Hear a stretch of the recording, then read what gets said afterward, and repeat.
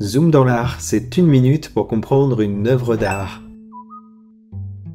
Mais ne faites pas de bruit, il ne faudra pas perturber cette partie de cartes, surtout que quelque chose se trame.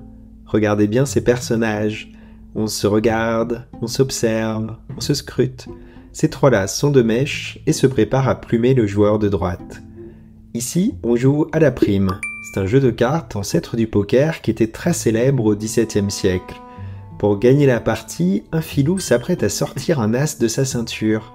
C'est d'ailleurs le personnage principal de cette scène qui donne son nom à ce tableau de Georges de la Tour peint vers 1636, Le tricheur à l'as de carreau.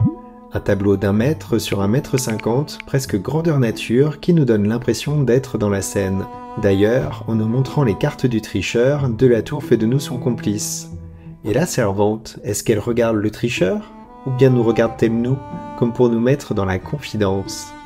Mais dans cette tricherie, nous ne sommes pas les seuls impliqués. La femme au centre est une courtisane, cela se voit à ses perles et à son décolleté qui symbolise l'amour vénal. Et tandis que la servante vient apporter du vin, elle fait signe au tricheur, momentanément plongé dans l'ombre, de profiter de cette obscurité pour commettre son méfait sans éveiller les soupçons du jeune homme qui ne va pas tarder à perdre ses belles pièces d'or. La morale de ce tableau est la suivante: jeunes gens, méfiez-vous de l'attrait du gain facile, de l'excès de boisson et des tentations de la chair. Alors, allez-vous dénoncer le tricheur ou bien tenter d'empocher la mise avec lui? Quel que soit votre choix, la partie a déjà été gagnée.